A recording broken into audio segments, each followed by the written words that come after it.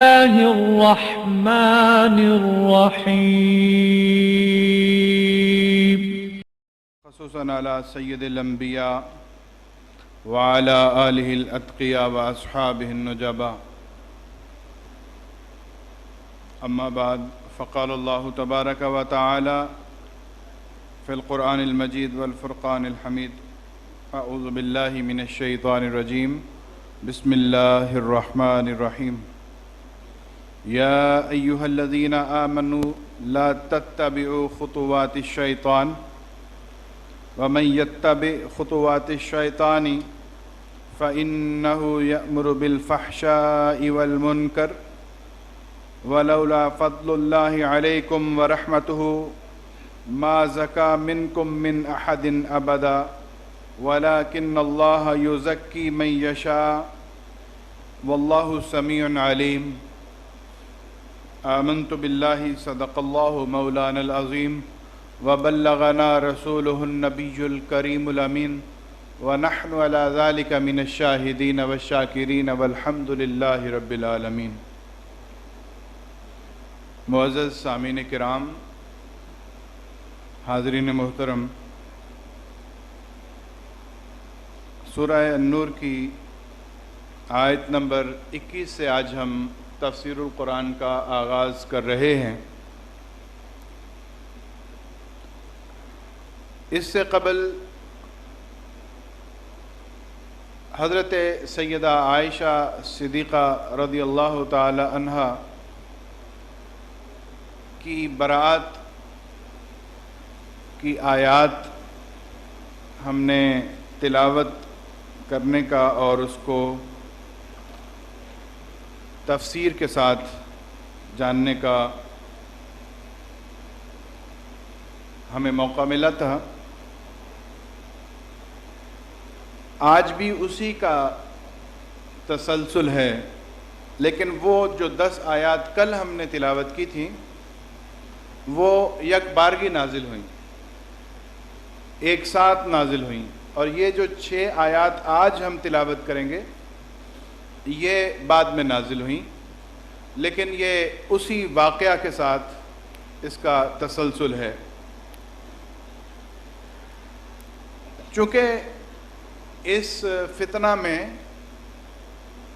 کچھ مومن بھی شامل ہو گئے تھے، صحابہ کرام، جید صحابہ کرام بھی اس میں شامل ہوئے۔ آپ اس کو خطائے اجتہادی کا نام دیں یا کسی بھی غلط فہمی کی بنیاد پر، جب کوئی فتنہ اٹھتا ہے اور معلومات پوری نہیں ہوتی تو پھر اچھے بھلے سمجھدار لوگ بھی بعض اوقات اس میں شامل ہو جاتے ہیں۔ تو اللہ رب العزت نے ان مومنوں کو خطاب فرمایا، جس میں ایک تو کل ہم نے نام لیا تھا حضرت مصطح کا، جو حضرت ابوبکر صدیق رضی اللہ تعالیٰ عنہ کے خالہ زاد تھے، اور ایک شاعر دربار رسالت حضرت حسان بن ثابت بھی تھے، اور ایک خاتون حضرت زینب رضی اللہ تعالی عنہا جو ام المومنین تھی، ان کی بہن بھی اس میں شامل تھی۔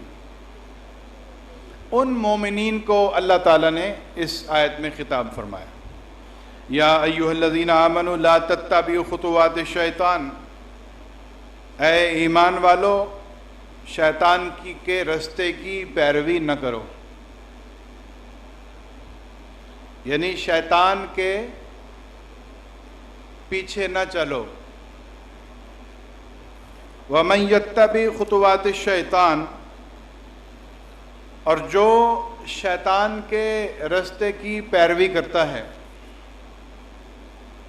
فَإِنَّهُ يَأْمُرُ بِالْفَحْشَاءِ وَالْمُنكَرِ، تو وہ تو فحاشی کا اور برائی کا ہی حکم دیتا ہے، شیطان فحاشی اور برائی کا حکم دیتا ہے۔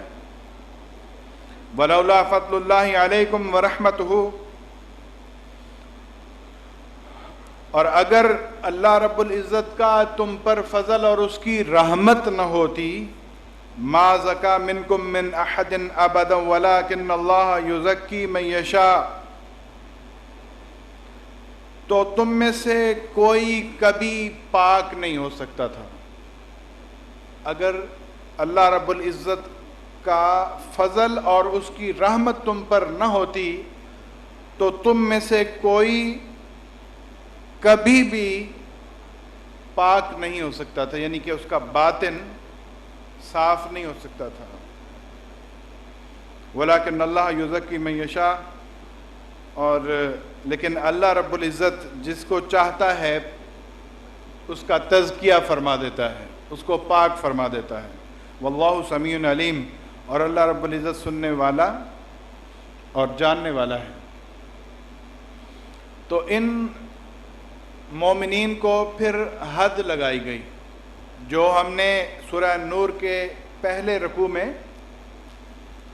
80 کوڑوں کی حد کا ذکر کیا تھا، اور اللہ رب العزت نے اس میں ارشاد فرمایا کہ جو کسی پاک باز خاتون پر تہمت لگائیں اور پھر 4 گواہ نہ پیش کر سکیں تو پھر اس پر 80 کوڑے حد ہے، تو ان کو حد لگائی گئی۔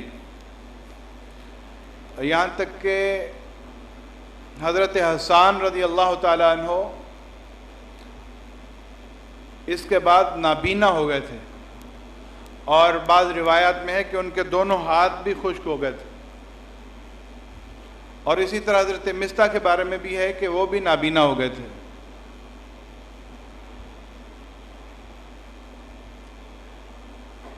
اب اس سے اگلی آیت یہ جناب سیدنا ابوبکر صدیق رضی اللہ تعالیٰ عنہ کے حوالے سے، وَلَا يَأْتَلِ أُولُو الْفَضْلِ مِنْكُمْ وَالسَّعَةِ أَنْ يُؤْتُوا أُولِي الْقُرْبَى وَالْمَسَاكِينَ وَالْمُهَاجِرِينَ فِي سَبِيلِ اللَّهِ وَلْيَعْفُوا وَلْيَصْفَحُوا أَلَا تُحِبُّونَ أَنْ يَغْفِرَ اللَّهُ لَكُمْ وَاللَّهُ غَفُورٌ رَحِيمٌ۔ وَلَا يَأْتَلِ أُولُو الْفَضْلِ مِنْكُمْ وَالسَّعَةِ، اور تم میں سے جو صاحب فضل اور صاحب وسعت ہیں وہ قسم نہ اٹھائیں، کس بات کی؟ أَن يُؤْتُوا أُولِي الْقُرْبَى وَالْمَسَاكِينَ وَالْمُهَاجِرِينَ فِي سَبِيلِ اللَّهِ، کہ وہ قریبیوں کو یعنی رشتہ داروں کو، مساکین کو اور مہاجرین فی سبیل اللہ کو نہیں دیں گے۔ مہاجرین فی سبیل اللہ کو، مساکین کو اور قریبی رشتہ داروں کو مال میں سے نہیں دیں گے۔ وَلْيَعْفُوا، اور ان کو چاہیے کہ معاف کر دیں۔ وَلْيَصْفَحُوا، اور درگزر کریں۔ أَلَا تُحِبُّونَ، کیا تم پسند نہیں کرتے ہو أَن يَغْفِرَ اللَّهُ لَكُمْ، کہ اللہ تعالیٰ تمہیں بخش دے۔ واللہ غفور رحیم، اور اللہ رب العزت بہت زیادہ مغفرت فرمانے والا اور رحم فرمانے والا ہے۔ یہ آیہ مبارکہ حضرت ابوبکر صدیق رضی اللہ تعالیٰ عنہ کے بارے میں نازل ہوئی۔ اصل معاملہ یہ تھا کہ جو حضرت مصطح تھے وہ حضرت ابوبکر صدیق رضی اللہ تعالیٰ عنہ کے خالہ زاد تھے، اور حضرت ابوبکر صدیق نے ہی ان کو پالا تھا، وہ یتیم تھے۔ ان کی پرورش حضرت ابوبکر صدیق نے کی تھی، اور ان کے جملہ اخراجات حضرت ابوبکر صدیق رضی اللہ تعالیٰ عنہ برداشت کرتے تھے۔ اب جب انہوں نے اس فتنے میں ایک کردار ادا کیا، اور حضرت ام المومنین کے حوالے سے جو تہمت کا چرچا تھا اس میں وہ شامل رہے، اور پھر اللہ رب العزت نے حضرت سیدہ عائشہ رضی اللہ تعالی عنہ کی برات نازل فرما دی قرآن میں، تو حضرت ابوبکر صدیق کو اس بات پر بڑا غم ہوا، رنج ہوا کہ ہمارے گھر کا بچہ اور ہماری پرورش میں رہا، ابھی تک ہم اس کے سارے اخراجات برداشت کر رہے ہیں، لیکن ہمارے گھر کے اوپر ہی اس نے اس طرح سے تہمت لگائی۔ تو چونکہ وہ بدری صحابی بھی ہیں حضرت مصطح، اور بدری صحابہ کے لیے اللہ رب العزت نے فرمایا کہ ان کے اگلے پچھلے سارے گناہ معاف ہیں۔ اب حضرت ابوبکر صدیق رضی اللہ تعالیٰ نے ان کا خرچ بند کر دیا، جو آپ اخراجات کرتے تھے وہ اخراجات آپ نے کرنا بند کر دیے۔ انہوں نے معذرت بھی کی اور معافی مانگی، لیکن حضرت ابوبکر صدیق رضی اللہ تعالیٰ عنہ آپ سخت غصے میں تھے اور آپ نے وہ معذرت قبول نہ فرمائی۔ اس پر اللہ رب العزت نے یہ آیہ مبارکہ نازل فرمائی کہ تم میں سے جو صاحب فضل اور صاحب وسعت ہیں وہ اس بات کی قسم نہ اٹھائیں کہ وہ رشتہ داروں کو اور مساکین کو اور مہاجرین فی سبیل اللہ کو اپنے مال سے نہیں دیں گے۔ وَلْيَعْفُوا وَلْيَصْفَحُوا، ان کو چاہیے کہ وہ معاف کر دیں اور درگزر کریں۔ أَلَا تُحِبُّونَ أَن يَغْفِرَ اللَّهُ لَكُمْ، کیا تم نہیں چاہتے کہ اللہ تمہیں بخش دے؟ جب یہ آیہ مبارکہ نازل ہوئی، حضرت ابوبکر صدیق رضی اللہ تعالیٰ عنہ آپ نے عرض کیا الہی میں اپنی مغفرت چاہتا ہوں، تو آپ نے پہلے سے بھی زیادہ ان پر خرچ کرنا شروع کر دیا، حضرت مصطح پر، اور ان کو معاف فرما دیا۔ واللہ غفور رحیم، اور اللہ رب العزت بہت زیادہ مغفرت فرمانے والا اور رحم فرمانے والا ہے۔ ان الذین یرمون المحصنات الغافلات المؤمنات لعنوا فی الدنیا والآخرہ ولہم عذاب عظیم۔ اب یہ منافقین کی طرف خطاب ہے۔ پہلا تو ان مومنین کی طرف خطاب تھا جو تھے تو مومن لیکن منافقین کے پروپیگنڈا کے اندر آ گئے تھے۔ اب براہ راست ان منافقین کو اللہ رب العزت خطاب فرما رہے، بے شک ان الذین، بے شک وہ لوگ یرمون المحصنات الغافلات المؤمنات، جو پاک باز بے خبر مومنہ عورتوں پر تہمت لگاتے ہیں۔ لعنوا فی الدنیا والآخرہ، ان پر دنیا اور آخرت میں لعنت کی گئی ہے۔ وَلَهُمْ عَذَابٌ عَظِيمٌ، اور ان کے لیے بڑا عذاب ہے۔ کس دن؟ یوم تشہد علیہم السنتہم وایدیہم وارجلہم بما کانوا یعملون، جس دن ان پر گواہی دیں گے۔ کیا کیا چیزیں گواہی دیں گی؟ ان کی زبانیں، ان کے ہاتھ، ان کے پیر، جو کچھ وہ کرتے تھے، بما کانوا یعملون، جو کچھ وہ کرتے تھے، قیامت کے دن ان کے اعضاء گواہی دیں گے۔ اس دن ان کے لیے بڑا عذاب ہے۔ یومئذ یوفیہم اللہ دینہم، یومئذ یوفیہم اللہ دینہم الحق ویعلمون ان اللہ هو الحق المبین۔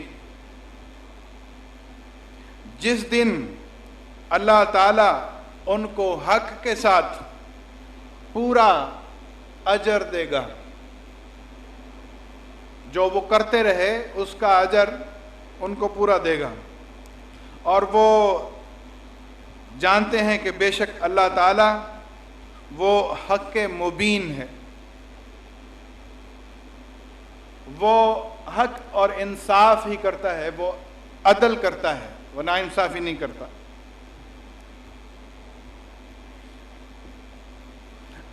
پھر ارشاد فرمایا الخبیثات للخبیثین والخبیثون للخبیثات والطیبات للطیبین والطیبون للطیبات اولئک مبرؤون مما یقولون لہم مغفرۃ ورزق کریم۔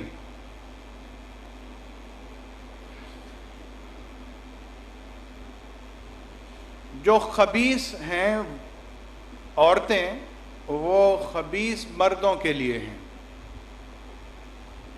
اور جو خبیث مرد ہیں وہ خبیث عورتوں کے لیے ہیں۔ والطیبات، اور جو اچھی عورتیں ہیں للطیبین وہ اچھے مردوں کے لیے ہیں، والطیبون للطیبات اور جو اچھے مرد ہیں وہ اچھی عورتوں کے لیے ہیں۔ یعنی جو منافقین ہیں جنہوں نے حضرت سیدہ پر تہمت لگائی، ان کی جو بیویاں ہیں ان کو اللہ رب العزت نے خبیثات فرمایا، اور چونکہ حضرت سیدہ عائشہ صدیقہ رضی اللہ تعالی عنہا وہ تو ام المومنین اور زوجہ رسول صلی اللہ تعالی علیہ وسلم ہیں، تو یہ قاعدہ ارشاد فرما دیا اللہ تعالیٰ نے وَالطَّيِّبَاتُ لِلطَّيِّبِينَ، جو پاک اور اچھی خواتین ہیں وہ پاک اور اچھے مردوں کے لیے ہیں، وَالطَّيِّبُونَ لِلطَّيِّبَاتِ اور پاک اور اچھے مرد پاک اور اچھی عورتوں کے لیے ہیں، اولئک مبرؤون مما یقولون، اور یہی وہ لوگ ہیں جو بری ہیں اس سے جو وہ منافق کہتے ہیں۔ یہ جو پاک مرد یعنی حضرت صفوان جن کے ساتھ حضرت سیدہ کو تہمت لگائی گئی، حضرت صفوان کے لیے بھی اللہ رب العزت نے برات نازل کر دی کہ حضرت صفوان بھی طیب مرد ہیں، اور فرمایا اولئک مبرؤون مما یقولون، اور یہ طیب مرد اور طیبہ عورتیں یہ بری ہیں اس بات سے جو منافق کہتے ہیں، لہم مغفرۃ ورزق کریم، اور ان کے لیے مغفرت ہے اور جنت میں عزت والا رزق ہے۔ تو یہ 16 آیات ہیں جو اسی حوالے سے نازل کی گئیں حضرت سیدہ عائشہ صدیقہ رضی اللہ تعالی عنہ کی برات کے حوالے سے۔ تو ہم نے 3 دن میں یہ 3 رکوع تلاوت کیے۔ پہلے رکوع میں بدکاری کے حوالے سے اللہ رب العزت نے حد کا حکم ارشاد فرمایا، اور نبی پاک صلی اللہ تعالی علیہ وآلہ وصحبہ وبارک وسلم نے صحیح احادیث میں ارشاد فرمایا قیامت کے دن اللہ رب العزت 3 اشخاص کی طرف نظر رحمت نہیں فرمائے گا اور نہ ان سے کلام فرمائے گا، اور ان میں سے ایک بوڑھا بدکار بوڑھا زانی ہے، اور دوسرا جھوٹا بادشاہ ہے، اور تیسرا متکبر فقیر ہے۔ ان 3 کی طرف اللہ رب العزت قیامت کے دن نظر رحمت نہیں فرمائے گا اور نہ ان سے کلام فرمائے گا۔ اور بدکار کے حوالے سے نبی پاک صلی اللہ تعالیٰ علیہ وسلم نے ارشاد فرمایا مجھے 2 فرشتے اٹھا کر لے گئے، اور ایک جگہ ہم پہنچے تو میں نے دیکھا کہ ایک تنور کی چیز ہے، تنور کی طرح کی کوئی چیز ہے جس کا نیچے کا حصہ کھلا ہے اور اوپر کی جگہ تنگ ہے۔ میں نے اس میں دیکھا ننگے مرد اور ننگی عورتوں کو، اور اس تنور کے اندر آگ جل رہی تھی۔ جب اس آگ کے شعلے بھڑکتے تو وہ اوپر چلے جاتے، وہ ننگے مرد اور ننگی عورتیں اوپر چلے جاتے، اور جب آگ کے شعلے نیچے آتے تو وہ مرد و عورت وہ بھی نیچے آ جاتے۔ ان فرشتوں نے مجھے کہا کہ یا رسول اللہ صلی اللہ علیہ وبارک وسلم یہ زانی مرد اور زانی عورتیں ہیں، ان کی یہ سزا ہے۔ اللہ تعالی ہمیں اس برائی سے کوسوں دور رکھے اور اپنی رحمت خاص سے نوازے۔ اس سے اگلی آیات جو آج ہم نے جس کا اختتام کیا ہے حضرت سیدہ عائشہ صدیقہ رضی اللہ تعالی عنہا کے حوالے سے، اس پر کچھ تھوڑا سا ہم بات کر کے اختتام کریں گے۔ ابھی 5-6 منٹ ہیں۔ معاملہ تو سارا آپ کے سامنے میں نے رکھ دیا احادیث اور قرآن پاک کی روشنی میں۔ اب اس سے کچھ لوگوں نے یہ بات نکالی کہ معاذ اللہ نبی پاک صلی اللہ تعالیٰ علیہ وآلہ وصحابہ وبارک وسلم کو علم نہیں تھا، جو آپ اتنے پریشان ہوئے، جو آپ نے اتنی تحقیق اور تفتیش کی، تو آپ یہ کہتے ہیں کہ نبی پاک صلی اللہ تعالیٰ علیہ وسلم کو سب کچھ علم ہے، تو اگر آپ کو علم ہوتا تو آپ اتنی تحقیق نہ کرتے اور آپ اتنے پریشان نہ ہوتے۔ یہ ایک آج کے زمانے میں اعتراض کیا جاتا ہے۔ دیکھیں، جو علم غیب کا معاملہ ہے وہ حکمت کے ساتھ وابستہ ہے، ہمیشہ یاد رکھیں۔ یہ قاعدہ بتا رہا ہوں آپ کو، اصول بتا رہا ہوں۔ علم غیب کا معاملہ اللہ رب العزت نے حکمت کے ساتھ وابستہ کیا ہے۔ حکمت کیسے؟ جیسے میں اس وقت کھڑا ہوں، آپ اس وقت بیٹھے ہیں، اب اگر کوئی باہر سے آئے اور کہے یہ شخص جو کھڑا ہے یہ بیٹھ نہیں سکتا اسی لیے کھڑا ہے، اور یہ جو لوگ بیٹھے ہیں یہ کھڑے نہیں ہو سکتے اس لیے کہ یہ بیٹھے ہوئے ہیں۔ سنتوں کا ٹائم دیا جائے گا، سنتوں کا ٹائم آپ کو دیا جائے گا۔ کل سے سنتوں کا ٹائم سب کے لیے بعد میں ہوگا، پہلے درس قرآن ہوگا۔ آج کچھ بیلیوں نے سنتیں پہلے پڑھ لی تھیں، تو ایک ہی ترتیب رکھا کریں سارے کام کی، ڈسپلن ہونا چاہیے، جو شیڈول دے دیا گیا ہے بس اسی کو فالو کریں۔ تو علم غیب کا معاملہ حکمت کے ساتھ ہے۔ بعض اوقات میرے آقا صلی اللہ تعالیٰ علیہ وسلم نے غیب کی خبریں ارشاد فرمائیں، وہ بھی حکمت کے حساب سے تھیں، ان کے بتانے میں حکمت تھی۔ اور بعض اوقات نبی پاک صلی اللہ تعالیٰ علیہ وسلم نے غیب کی خبروں کو ظاہر نہیں فرمایا، اس میں بھی حکمت تھی۔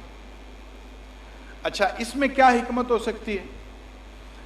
بہت سادہ سی بات ہے کہ اگر نبی پاک صلی اللہ تعالیٰ علیہ وآلہ وصحابہ وبارک وسلم آپ کے گھر پر کوئی بات آتی ہے، ہم سب کی عزتیں نبی پاک صلی اللہ تعالیٰ علیہ وسلم کی عزت اور ناموس پر قربان ہوں، حضور کی عزت پر اگر کوئی منافق بات کرتے ہیں اور آپ خود ہی اس کو کلیئر کرتے ہیں، تو بعد میں آنے والے بھی اس پر یہ اعتراض کر سکتے تھے کہ نبی پاک صلی اللہ تعالیٰ علیہ وآلہ وصحابہ وبارک وسلم کی زوجہ محترمہ کی بات آئی تو آپ نے اس پر کوئی تحقیق اور تفتیش نہیں کی۔ تحقیق اور تفتیش اس لیے ضروری تھی تاکہ تمام لوگوں کے لیے حجت ہو جائے اور قیامت تک آنے والے لوگوں کے لیے حجت ہو جائے کہ نبی پاک صلی اللہ تعالیٰ علیہ وآلہ وصحابہ وبارک وسلم کا جب گھر کا معاملہ آیا تو آپ نے تحقیق کے، تفتیش کے سارے تقاضے پورے کیے۔ اور رہی بات کہ آپ پریشان کیوں ہوئے، پریشان اس لیے تھے کہ میری زوجہ محترمہ بالکل پاک اور صاف ہیں، ان پر تہمت لگی ہے، یہ پریشانی کی بات تھی۔ پریشانی کسی شک اور کسی گمان کی وجہ سے نہیں تھی، پریشانی یہ تھی کہ سیدہ عائشہ صدیقہ رضی اللہ تعالی عنہ جن کی برات اللہ نے قرآن میں نازل فرمانی ہے، ایسی پاک بی بی کے اوپر لوگوں نے تہمت لگائی، یہ پریشانی تھی۔ اور پھر اللہ رب العزت نے اپنے کلام میں حضرت سیدہ عائشہ کی برات کو نازل کرنا تھا، اس لیے حضور خاموش رہے۔ اور اگر نبی پاک صلی اللہ تعالیٰ علیہ وسلم حضرت سیدہ کی برات پہلے سے ظاہر فرما دیتے تو پھر قرآن کے نزول کا کیا محل تھا؟ تو یہ حضرت سیدہ عائشہ صدیقہ رضی اللہ تعالی عنہ کی فضیلت کو ظاہر کرنے کے لیے نبی پاک صلی اللہ تعالی علیہ وسلم حکمتاً خاموش رہے کہ میرے گھر کے معاملے کو خود خالق کائنات اس کی برات نازل فرمائے، یہ حکمت تھی۔ ورنہ حضرت حذیفہ بن الیمان سے صحیح بخاری میں اور حضرت ابو زید رضی اللہ تعالیٰ عنہ سے، حضرت عمر فاروق رضی اللہ تعالیٰ عنہ سے صحیح بخاری میں یہ متعدد روایات موجود ہیں کہ نبی پاک صلی اللہ تعالیٰ علیہ وسلم تشریف لائے اور آپ نے واعظ فرمایا. ظہر کی نماز ہوئی، پھر ظہر کی نماز کے بعد پھر واعظ فرمایا، پھر عصر کی نماز ہوئی، پھر آپ نے واعظ فرمایا. مخلوق کی پیدائش سے لے کر قیامت تک، یہاں تک کہ جنتی جنت میں داخل ہو گئے اور دوزخی دوزخ میں داخل ہو گئے، حضور نے ہر واقعے کا ذکر فرمایا. اور راوی فرماتے ہیں کہ جس نے جو یاد رکھا وہ یاد رکھا، اور جو بھول گیا وہ بھول گیا. اور ہم میں سے زیادہ عالم وہ تھا جس کا حافظہ اچھا تھا. حضور نے یہاں تک کہ فضا میں اڑتے ہوئے پرندوں کے حوالے سے بھی ارشاد فرمایا. یہ صحیح احادیث میں موجود ہے. تو نبی پاک صلی اللہ تعالیٰ علیہ وآلہ وصحبہ وبارک وسلم جب کبھی خاموشی اختیار فرماتے ہیں تو اس میں حکمت ہوتی ہے. اس کا مطلب یہ نہیں ہوتا کہ میرے آقا صلی اللہ تعالیٰ علیہ وسلم کو خبر نہیں ہے. جو اللہ رب العزت کی خبر رکھیں ان کو مخلوق کے حوالے سے بے خبری کیا ہو سکتی. تو یہ کچھ اعتراضات تھے جس کو ڈسکس کرنا ضروری تھا. اور اس کے علاوہ بے شمار اور بھی دلائل ہیں قرآن و سنت میں. تو اللہ رب العزت سے دعا ہے کہ نبی پاک صلی اللہ تعالیٰ علیہ وآلہ وصحبہ وبارک وسلم کی عزت